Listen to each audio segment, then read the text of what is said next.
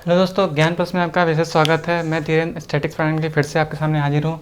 और मैंने इससे पिछले वाली क्लास में आपको मेजर्स ऑफ सेंट्रल टेंडेंसी के पार्ट 1 में मैंने आपको मीन के बारे में, अर्थमेटिक मीन के बारे में, मध्य के बारे में आपको बताया था।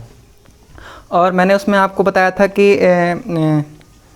कि तीनों सीरीज में आप अर्थमेटिक मीन का यूज कैसे करेंगे। और उसके बाद उसमें आपको मैंने कंबाइंड मीन बताया था। कंबाइंड मीन के बाद कुछ मैंने और कुछ फार्मूले बताए थे और मैंने आपसे कहा था कि उससे संबंधित कुछ क्वेश्चन भी कराऊंगा। लेकिन उससे पहले मैं आपको मीडियन और मोड के बारे में बताया था कि ये टॉपिक आपका यहाँ बचा हुआ था।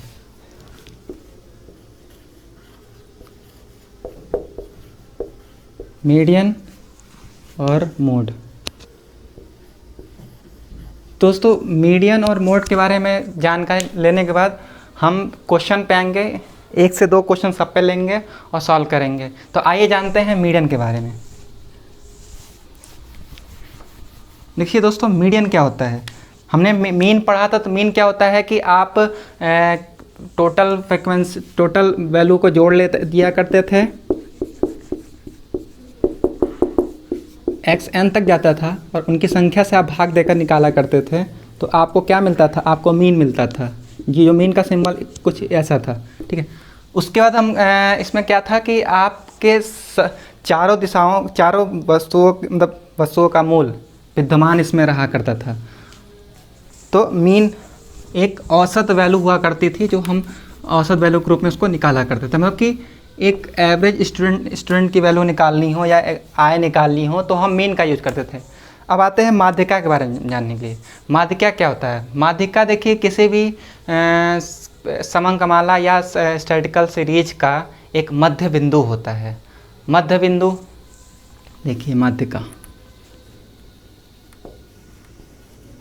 माध्यिका यानी कि मीडियन।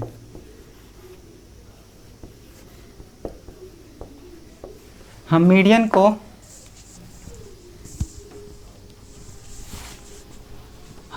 को कैपिटल M से डिनोट करते हैं।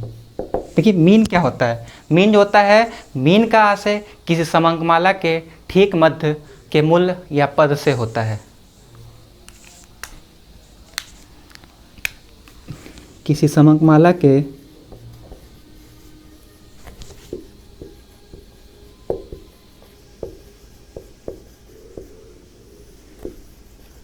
ठीक मध्य या पद से संबंधित होता है।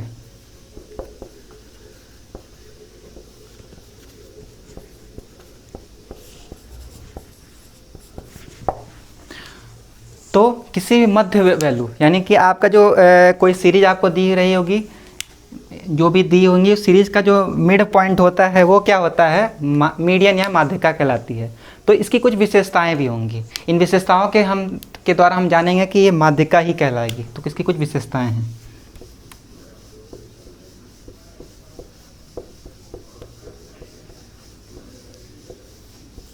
विशेषताओं में सबसे पहला नंबर 1 क्या होगा?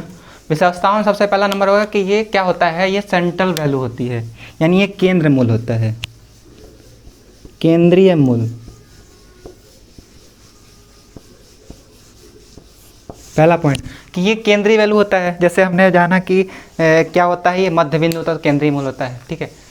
ये दूसरा पॉइंट इसमें क्या हो सकता है? दूसरा पॉइंट इसमें ये हो सकता है कि ये समंकमाला को आरोही,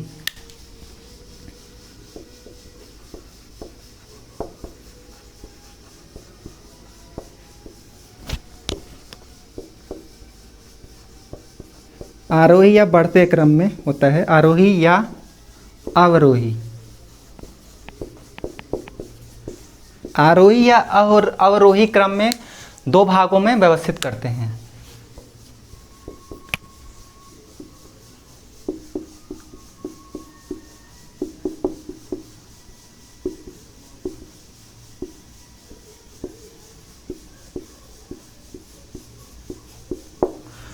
तो इसमें जो सीरीज दी होंगी, या तो हम क्या करेंगे, या तो हम आरोही क्रम में या अवरोही क्रम, या असेंडिंग ऑर्डर या डिसेंडिंग ऑर्डर में इसको करेंगे। तीसरा पॉइंट क्या आ सकता है? तीसरा पॉइंट ये हो सकता है कि किसी एक भाग में उसके मूल या तो छोटे हो सकते हैं या दूसरे भाग में उसके मूल बड़े हो सकते हैं, यानी कि इसके दो भाग हो सकते हैं। एक भाग या तो आपका बड़ा होगा, दूसरा भाग या तो छोटा होगा। ये आपको मैं क्वेश्चन के थ्रू बताऊंगा। इसमें एक भाग माध्यिका से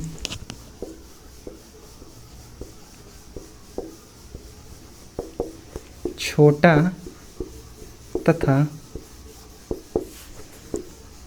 दूसरा भाग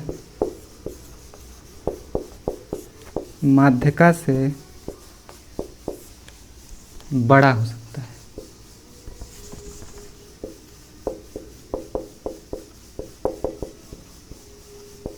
ये कुछ विशेषताएं हैं जिससे आप पहचान सकेंगे कि मीडियन है कि मीन है कि या मोड है, ठीक है। और आपका लास्ट पॉइंट ये हो सकता है कि ये माध्यिका सममूल में विद्यमान हो सकती हैं कि नहीं हो सकती हैं। तो इसमें कुछ ऐसे कुछ पॉइंट हैं विशेषताओं के थ्रू। अब हम चलेंगे कैलकुलेशन ऑफ मीडियन, यानी कि हम माध्यिका की गणना हम कैलकुलेशन कैसे करेंगे, इनके बारे में जानकारी लेंगे। तो ये थे कुछ पॉइंट माध्यिका की विशेषताएं, जिसको आप पॉज करके नोट कर लीजिएगा। अब आते हैं, चलते हैं कैलकुलेशन ऑफ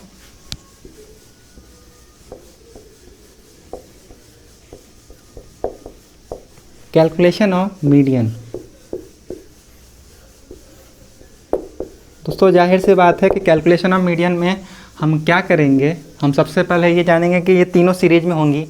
जैसे आपने मीन को बांटा था, अर्थमेटिक मीन को बांटा था, कि आपने क्या किया था, उसको एवरेज मीन भी कह सकते हैं, मेजरमेंट ऑफ लोकेशन भी कह सकते हैं उसको। तो आपको ये भी पता है कि ये भी तीनों सीरीज में बटेगी, यानी आपका इंडिविजुअल सीरीज, आपका डिस्क्रीट सीरीज और आपका कंटिन्यूस सीरीज। तो सबसे पहले हम कैलकुलेशन चलते हैं इंडिविजुअल सीरीज। इंडिविजुअल सीरीज यानी व्यक्तिगत श्रेणी। तो दोस्तों व्यक्तिगत श्रेणी में क्या होता है कि सबसे आप इसके कुछ स्टेप हैं, स्टेप को आप लिख लीजिए। नंबर 1 स्टेप है, देखिए नंबर 1 स्टेप में क्या हो सकता है कि सर्वप्रथम आपको कुछ डेटा दिए होंगे, स्टैटिकल सीरीज दी होंगी। तो सबसे पहले आप उसको क्या करेंगे, आरोही या अवरोही क्रम में सबसे पहले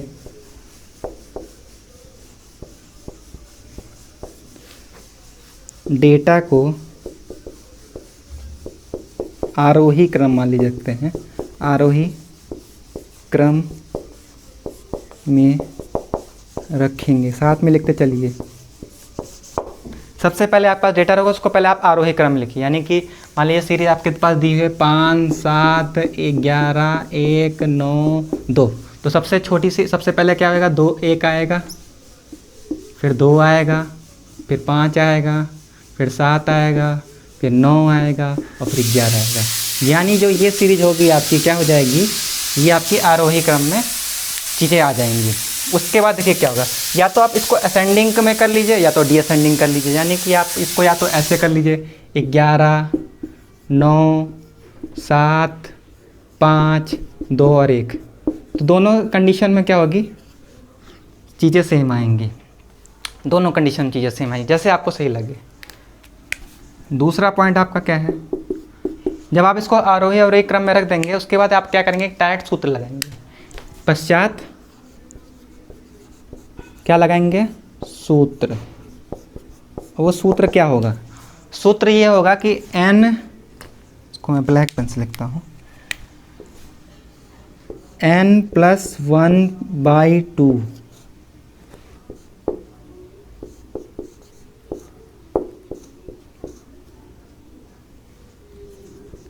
या इसको वहाँ पद कह लीजिए,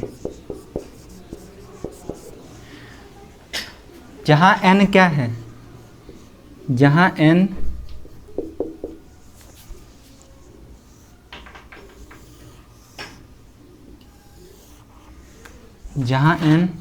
पदों की संख्या है।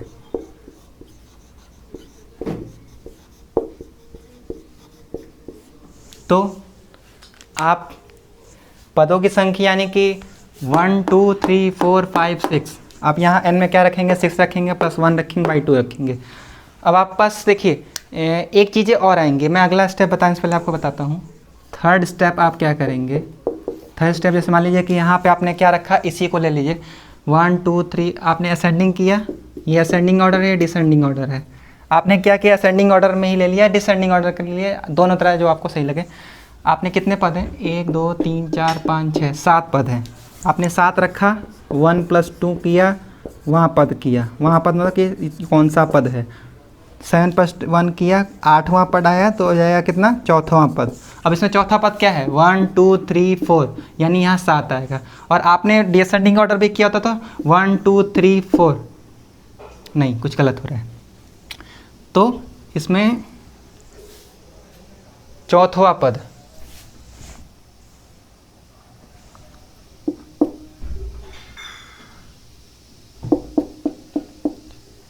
इसमें एक चीज़ गायब है, दोनों कंडीशन में 7 ही आएगी, टैली कर लीजिएगा, सही है वो।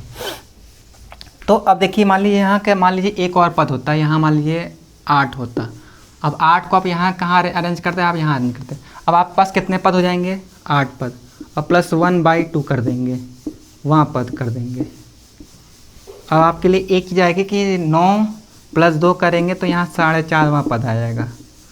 अब तो कोई 4.5वां पद तो है नहीं, डिस्क्रीट तो अखंडित तो है नहीं इसमें, तो आप क्या करेंगे, इसको सॉल्व करने के लिए आप क्या करेंगे, पहले चौथवां पद 1 2 3 4,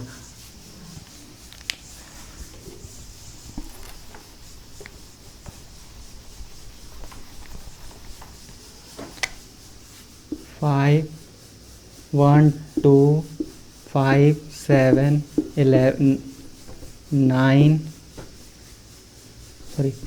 8 9 11, इनको आपने रख लिया और आपका क्या आएगा, 4.5वां पद आएगा। तो अब देखिए आपको क्या करना है, 1 2 3 4, चौथा पद लीजिए, वो रख लीजिए, यानी कि यहाँ क्या जाएगा, चौथवां पद, 4वां पद,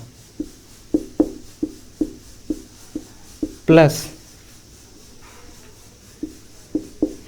चौथवा पद, और आप क्या करिएगा, 5वां पद रखिएगा। 5वां पद क्या है, 1 2 3 4 5, यानी 8वां पद, ठीक है। अब आप क्या करेंगे, अब इसको रोज डिवाइड कर देंगे, अब जो आएगा वो सॉल्व करके आपका सही उत्तर आ जाएगा।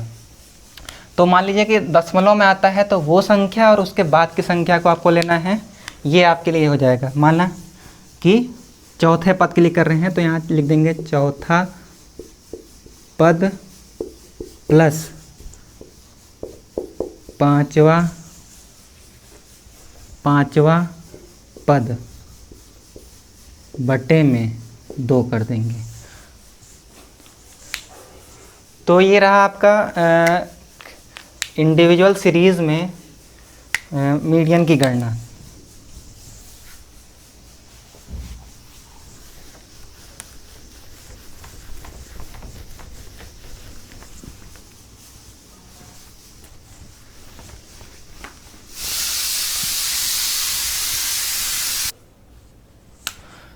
देखिए अब यह था आपका इंडिविजुअल सीरीज में। दूसरी सीरीज आपको पता होगी, दूसरी सीरीज होती है खंडित सीरीज या विच्छिन्न सीरीज।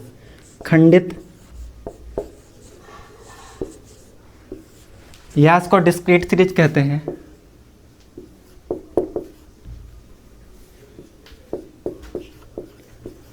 डिस्क्रीट सीरीज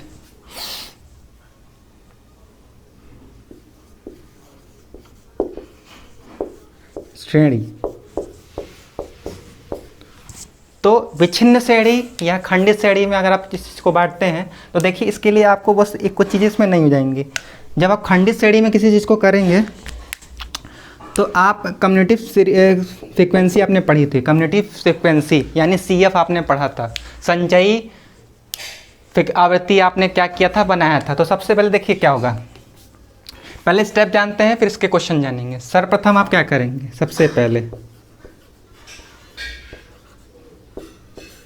पहले आप क्या करेंगे, आप संचयी आवृत्ति बनाएंगे। संचयी आवृत्ति बनाएंगे यानी CF बनाएंगे। CF की गणना कैसे होती है? मान लीजिए आप पास डिस्क्रीट सीरीज है 1 2 3 4 5, ये 1 3 बार है, 5 2 5 बार है, 3 3 बार है, 4 7 टाइप है। अब आपको यहाँ पे CF की गणना करनी है। ये आपकी X वैल्यू है, ये आपकी F है, ठीक है।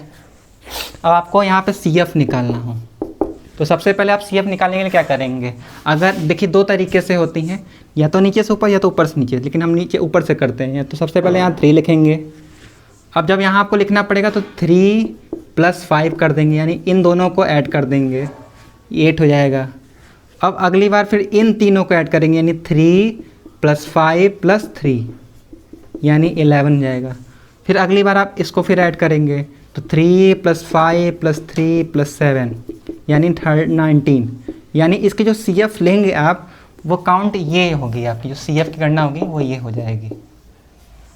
और यहाँ आपने टोटल काउंट किया वो F होगा और चीज़ों को आप निकाल कर रख लेंगे। तो सबसे पहले आप CF निकालेंगे, CF ज्ञात करेंगे।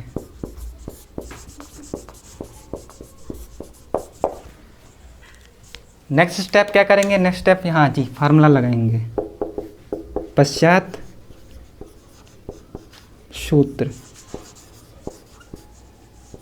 सूत्र आप क्या लगाएंगे? सूत्र आप लगाएंगे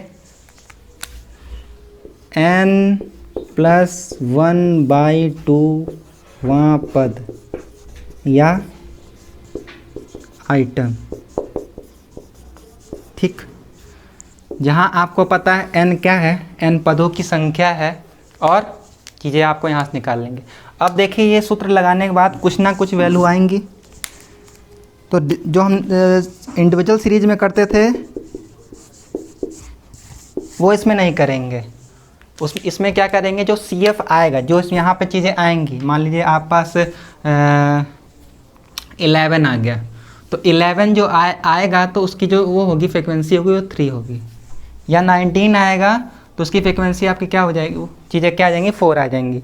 तो जो CF होगी आपकी, CF से जो आप चीज़ें निकालेंगे उसके सामने वाली वैल्यू, CF के सामने वाली वैल्यू या मूल्य मीडियन कहलाएगी। तो देखिए ये 3 स्टेप में था डिस्क्रीट सीरीज में। सबसे पहले आप उसकी CF की गणना करेंगे, ऐसे आप CF की गणना कर देंगे। उसके बाद आप क्या करेंगे? फार्मूला लगाएंगे, जहाँ n क्या है? पदों की संख्या है, 1 2 3 4 5 हो गया, +1 करके 2 से डिवाइड करेंगे, फिर वहाँ पद वो उस नंबर पे आप जाएंगे, 5 + 1 6/2 यानी 3वां पद, यानी 1 2 3 जाएंगे, यानी ये हो जाएगा।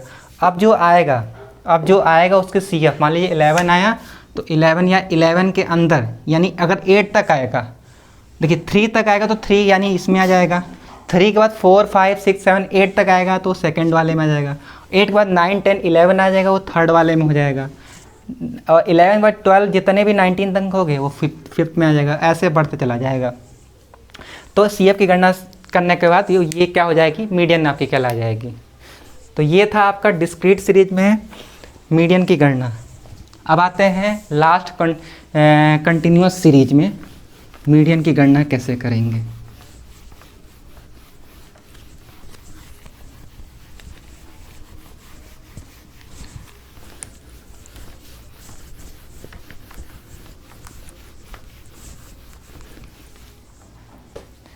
देखिए इसके बाद क्या होता है? सतत या अविच्छिन्न श्रेणी।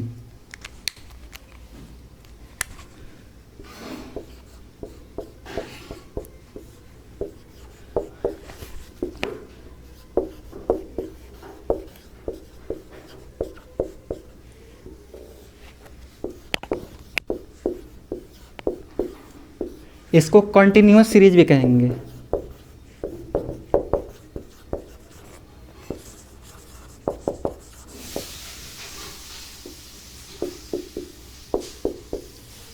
इसको कंटिन्यूअस सीरीज भी कहेंगे। देखिए इसमें क्या होता है? इसमें भी सबसे पहले आपकी जो जैसे आप डिस्क्रीट सीरीज में पहुंचते हैं तो वहाँ CF की गणना होने लगती है। तो उसमें सबसे पहले आप क्या करेंगे?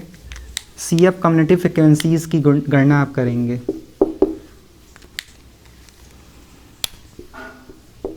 सी एफ की गणना,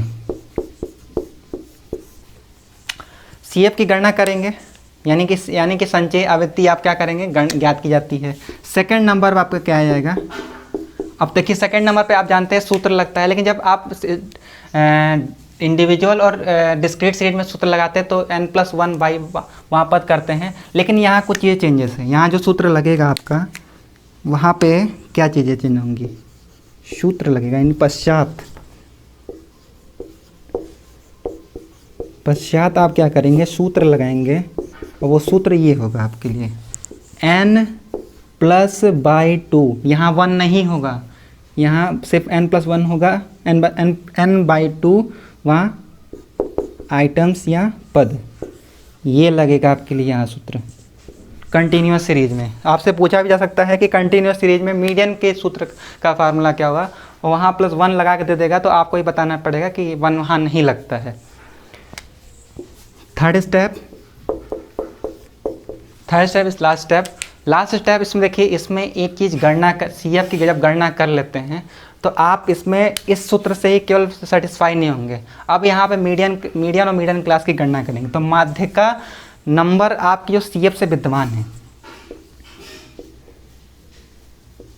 माध्यिका सी एफ से क्या है, विद्यमान है, तब आप क्या करेंगे। तो आइए इधर जानते हैं। तो उसके लिए देखिए एक फार्मूला लगाएंगे, मीडियन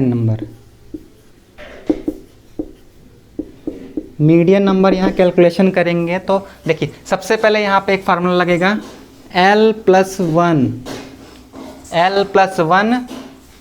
i। देखिए i बताता हूँ, या इसको कहते हैं L1 L2 - L1 अपॉन में क्या हो जाएगा, यहाँ f हो जाएगा, यानी फ्रिक्वेंसी हो जाएगी। f क्या हो जाएगी, फ्रिक्वेंसी हो जाएगी m-c।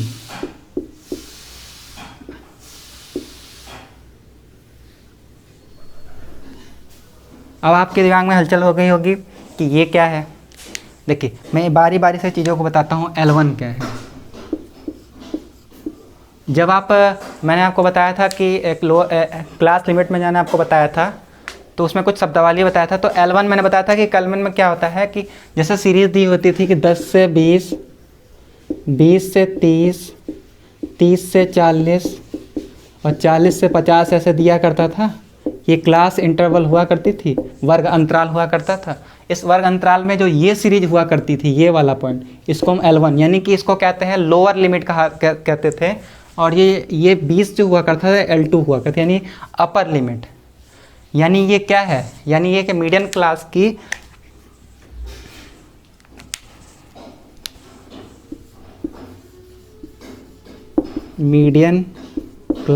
की लोअर लिमिट है। लोअर लिमिट या निम्न सीमा आपकी है। आई क्या है, आई को किससे डिनोट करेंगे। अब देखिए आई जो निकलेगी यहाँ, देखिए क्या है, L2 - L1, यानी कि आप 20 में से 10 को घटाएंगे, कभी 10 में से 20 को नहीं घटाएंगे, क्योंकि वैल्यू कभी भी जो आंकड़े होते हैं वो माइनस में नहीं आएंगे, और माइनस में नहीं आएंगे तो चीज़ें हम अपर लिमिट से लोअर लिमिट को कर देंगे। यानी यहाँ ये क्या है, यानी यहाँ पे ये वर्गांतर है, ये आपका मीडियन क्लास का वर्गांतर है या आपके इंटरवल है। तो आप यहाँ आई कर लीजिए या आप कर लीजिए L2 - L1। अगर आपको इसको एग्जाम्पल के थ्रू नोट करना चाहते हैं तो ये कर लीजिए, ऊपर ये क्लास बना लीजिए, और L2 आपके लिए क्या हो जाएगा, ये हो जाएगा 20, और L1 आपके लिए 10 हो जाएगा, और आप घटाएंगे तो आपको यहाँ पे 10 मिलेगा। तो ये जस्ट 10 आएगा जिस सीरीज में, वो आपके लिए आई कहलाएगी।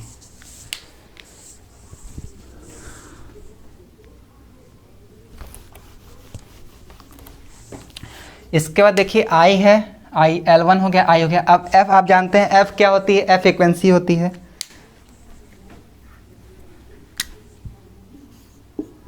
एफ आपकी फ्रिक्वेंसी है यानी आवृत्ति है,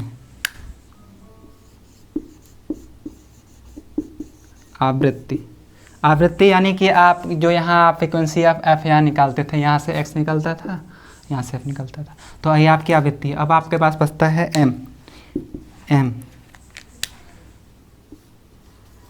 अब देखिए ये एम क्या है, एम जो आपने यहाँ से निकाला है, ये जो यहाँ से आपने एम निकाला है n/2 वहाँ पद, तो इसको आप या तो ये लिख लीजिए n/2 वहाँ पद जो आपका यहाँ से निकल के आएगा, या इसकी जो वैल्यू होगी वो आप यहाँ रख देंगे, चीज़ें वही रहेंगी सारी चीज़ें। इसके बाद आपके यहाँ पे सी एक दिया होगा, सी। क्वेश्चन के थ्रू आप सारी चीज़ें समझ जाएंगे, एक क्वेश्चन इसके लिए 2 क्वेश्चन रहेंगे। सी क्या है, सी जैसे मान लीजिए कि आपने फ्रिक्वेंसी चीज़ें निकाली और फ्रिक्वेंसी मान लीजिए यहाँ आ गई, जैसे मान लीजिए 1 है, 3 है, 5 है और 8 है, तो आपकी जो चीज़ें निकल के आई हैं वो मान लीजिए आपने यहाँ इसको निकाला है और इसकी आपने एक वर्ग अंतराल ये लिया है, ठीक है, आपने यहाँ से पद निकाला है और ये 5वां पद आपका इसमें आ रहा है, ठीक है। तो ये आपने सी एफ निकाल करके भी करना पड़ेगा, सी एफ आपको निकालना पड़ेगा। मान लीजिए ये 1, ये 4, ये 9 और ये 17, मान लीजिए आपकी जो n+1 आइटम आया है वो 9 आया है, तो आपने 9 को यहाँ से सॉल्व किया और जो सी होगा वो पिछले वर्ग अंतराल का होगा, जो आएगा उसके जस्ट पिछले अंतराल को हम सी में डिनोट करेंगे। तो ये क्या हो जाएगा आपके लिए, ये आपके लिए क्या हो जाएगा, सी पिछला वर्ग अंतराल।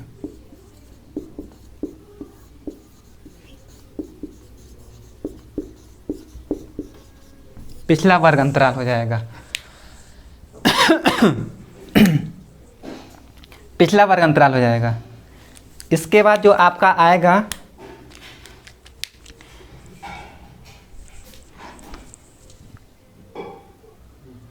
तो ये सारी चीज़ें थी आपके पास मीडियन निकालने के लिए, आपने ये फार्मूला रखा और इस फार्मूला संबंधित से ये सारी जानकारी कि L1, I, F, M और C के पिछला वर्ग अंतराल, इसके पीछे जो मीडिया आपने निकाला उसके पिछले का अंतराल होगा। तो ये आपका था सतत या कंटिन्यूस सीरीज में निकालने का। तो मीडियन के लिए सिर्फ इससे ज़्यादा क्वेश्चन नहीं आएगा। इसके बाद चलते हैं हम बहुलक पढ़ने यानी कि भूयष्ठक या मोड पढ़ने के लिए। जब आपका बहुलक कंप्लीट हो जाएगा तो सबसे रिलेटेड एक एक क्वेश्चन, वीडियो को पॉज करके आप इन सारी चीज़ों को लिख लीजिए। ये बहुत ही अदर किताबों से निकाल के निकाली गई है।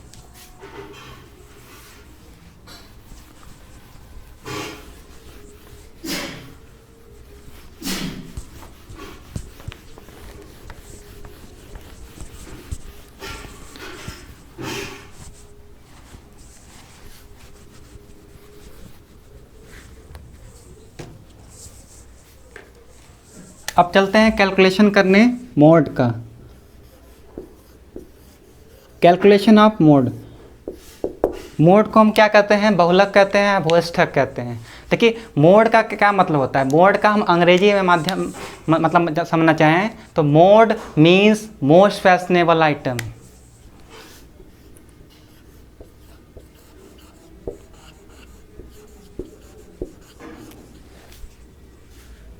Mode means most fashionable.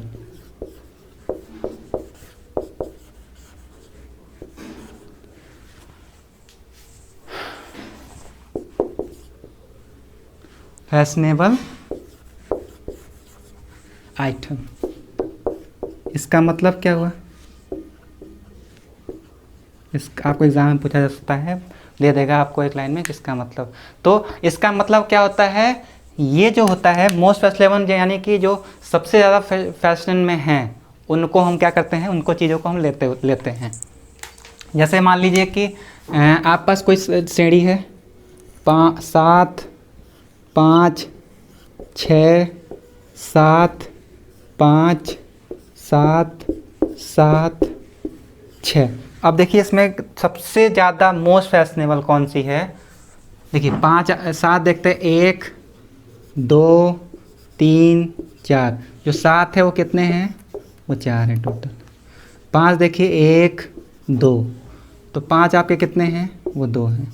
6 कितने हैं, 1 और 2, 6 कितने हैं, 1 और 2। तो अब देखिए सबसे ज़्यादा मोस्ट फैशनेबल इसमें क्या है, वो 7 है। तो इसका जो आप जब इंडिविजुअल सीरीज करेंगे, इंडिविजुअल सीरीज, तो इस तरह रख करके जो सबसे आपके होंगे मोस्ट फैशनेबल होंगे उसको आप लिख लेंगे। तो व्यक्तिगत तो आपका इंडिविजुअल सीरीज तो ख़त्म। इसके बाद चलते हैं, जानते हैं खंडित।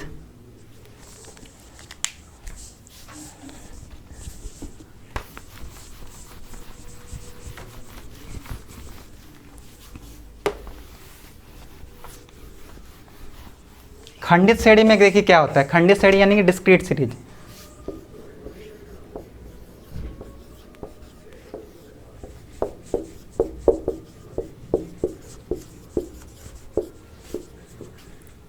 डिस्क्रीट सीरीज यानी श्रेणी। देखिए खंडित श्रेणी में क्या होता है, अब खंडित श्रेणी में आपको पता है कि आप क्या करेंगे। खंडित श्रेणी में क्या होता है कि यदि आपके पास पदमाला में निमित्ता हो, पदमाला जो आपकी निमित्ता हो, उनका निरीक्षण कर लेते हैं, पदमाला की निरीक्षण कर लेते हैं, और सबसे ज़्यादा होती हो क्या, जैसे मान लीजिए कि आप पास डिस्क्रीट सीरीज आपको पता है कि मान लीजिए x है और ये अपॉन में आपके यहाँ f है, ये आपकी x है और ये आपकी f है। तो आपकी जो x होगी 1 2 3 4 5, हम 5 तक ले चलते हैं, और फिर इसकी फ्रिक्वेंसी 3 है, इसकी 5 है, इसकी 11 है, इसकी 9 है, इसकी 2 है। अब देखिए, अब आपको सीधे सीधे चीज़ें दिख रही होंगी कि इसमें मोड क्या होगी। जिसकी फ्रिक्वेंसी सबसे ज़्यादा होगी वही उसका मोड कहलाएगा, जिसकी फ्रिक्वेंसी सबसे ज़्यादा होगी वो इसका मोड कहलाएगा। डिस्क्रीट सीरीज में सिर्फ यही करना पड़ेगा। तो इंडिविजुअल सीरीज में आपको पता है सीरीज दी होगी मोस्ट फैशनेबल आइटम, सेकेंड वाले डिस्क्रीट सीरीज में भी मोस्ट फैशनेबल इसकी जो आपकी फ्रिक्वेंसी होगी वो आपकी होगी। अब जो चीज़ें होंगी वो आपकी कंटिन्यूस सीरीज और कंटिन्यूस सीरीज में चीज़ें होंगी।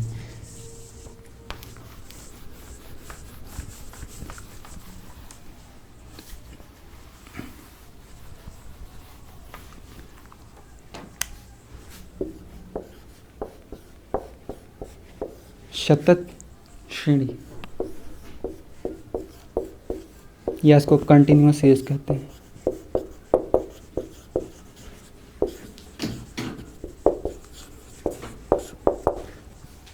कंटिन्यूस सीरीज में देखिए क्या होता है, कंटिन्यूस सीरीज में आप सिर्फ सारी चीज़ें वही करेंगे कि आप सबसे पहले क्या करेंगे, आप पास डेटा रहेंगे, डेटा को इकट्ठा करेंगे, इकट्ठा करने के बाद आप फार्मूला लगाएंगे। लेकिन अब यहाँ फार्मूला देखिए आपका यहाँ चेंज जाएगा।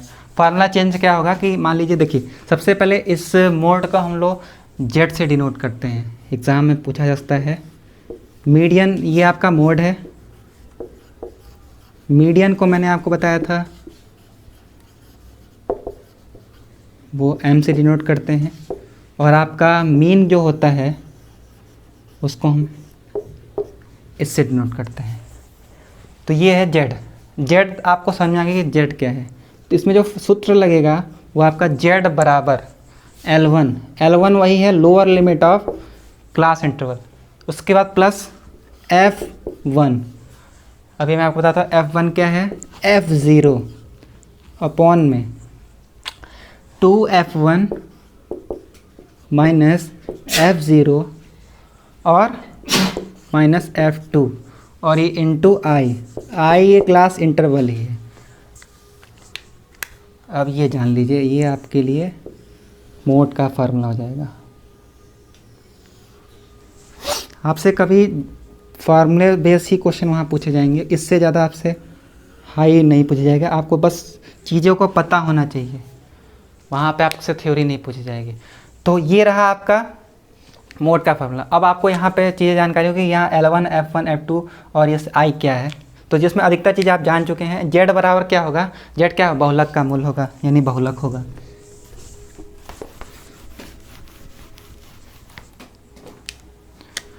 तो जेड इक्वल टू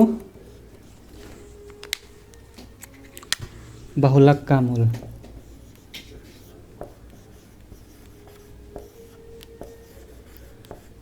बहुलक का मूल्य, तो आप जेड को बहुलक से डिनोट करते हैं। उसके बाद L1, L1 आपको पता है कि L1 क्या है। L1 हो गया, F1 हो गया, F0 हो गया, F2 हो गया, I हो गया। इसके अलावा बस इतनी सारी चीज़ें हैं, ठीक है। तो L1 आपका क्या है कि बहुलक का निचली सीमा,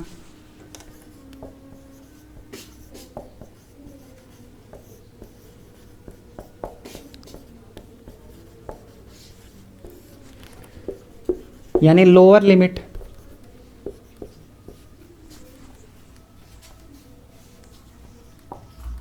तो लोअर लिमिट आपका क्या हो जाए, जैसे मान लीजिए सीरीज आपको बताया था 10, 20, 20, 30, 30, 40, तो ये आपके लिए क्या हो गया लोअर लिमिट, ये आपकी अपर लिमिट। लोअर लिमिट को डिनोट करते हैं L1 और L2।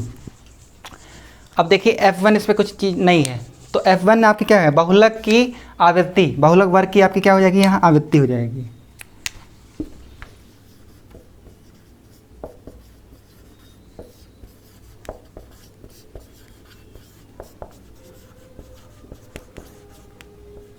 अब देखिए F1, F0, F2 ये तीनों चीज़ें अलग होंगे। बहुलक वर्ग की आवृत्ति यानी जब आप बहुलक निकालेंगे, जो बहुलक निकलेगा वो आपका F1 हो जाएगा। उसके जो F0 क्या है, F0 ठीक पिछले वर्ग की, यानी कि जो आपका बहुलक मान लीजिए यहाँ निकला CF आपने निकाला, या मान लीजिए आपने CF काउंट किया है 1, 3, 5, मान लीजिए आपका जो ये पोर्शन होगा यानी आपका मोड यहाँ निकला है, तो ये आपके लिए F1 होगा। ये जो होगा आपका 1 जो होगा F0 होगा, और ये जो आपका 5 होगा वो आपका F2 होगा। तो चीज़ें क्लियर हो रही हैं कि F1 क्या होगा, बहुलक के ठीक पिछले वर्ग की आवृत्ति।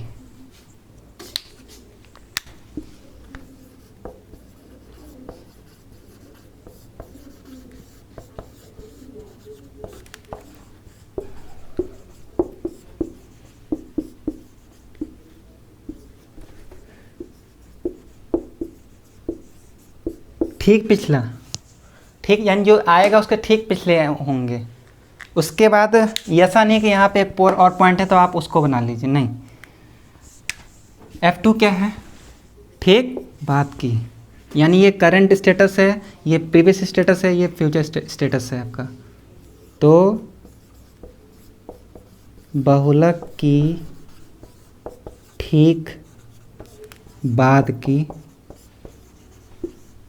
आवृत्ति फ्रीक्वेंसी। आई आपको पता है, आई आपकी वर्ग अंतराल है, यानी F2 L2 माइनस L1।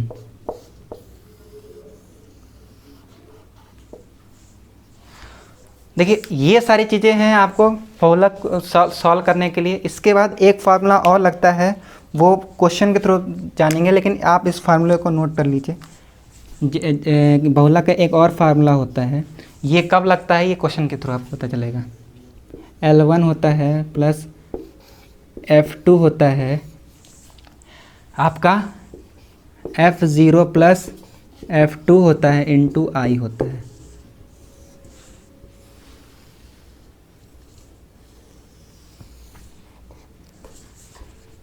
तो ये रहा आपके बहुलक इंडिविजुअल सीरीज, डिस्क्रीट सीरीज और कंटिन्यूअस सीरीज। कंटिन्यूअस सीरीज के बाद मैं आपको कुछ क्वेश्चन में बताऊंगा, और मैं कुछ बुक का सहारा लूँगा और उस क्वेश्चन को आपको बताऊंगा। ये सारी चीज़ें आप इस चीज़ को नोट कर लीजिए।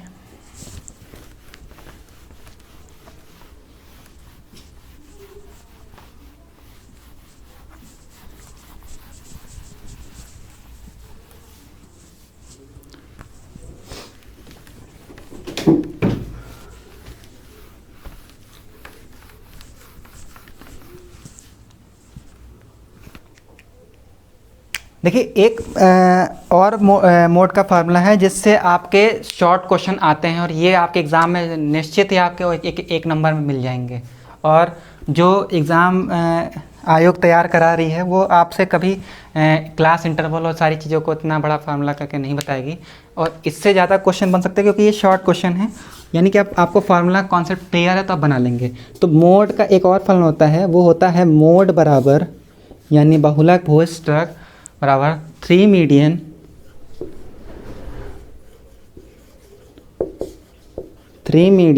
-2 मीन होता है।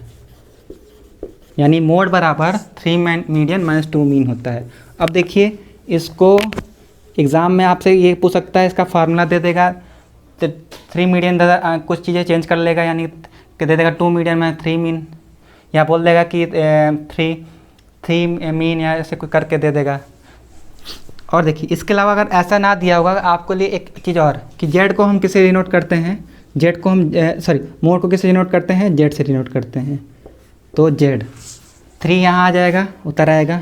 मीन को किसे डिनोट करते हैं, एम से डिनोट करते हैं, और -2 उतर के आ जाएगा। और मीन को हम किस डिनोट करते हैं, मीडियन को एम से, मीन को इससे। तो आपके सामने ये भी रख के चलाया जाएगा।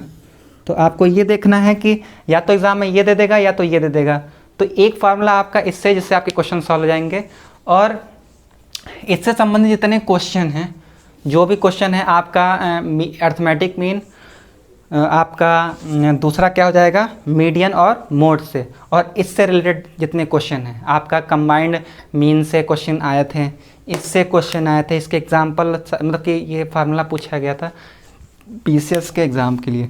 तो आज के लिए सिर्फ इतना ही, और इससे संबंधित जितने भी क्वेश्चन होंगे मैं अगले वीडियो में आपको कराऊंगा, और आपके जितने भी चीज़ें क्लियर डाउट हैं वो वहाँ क्लियर हो जाएंगी। क्योंकि जो आपके लिए फार्मूले होंगे वो फार्मूले एक बार में तैयार करना, वो चीज़ें इंपॉर्टेंट नहीं कर सकते हैं।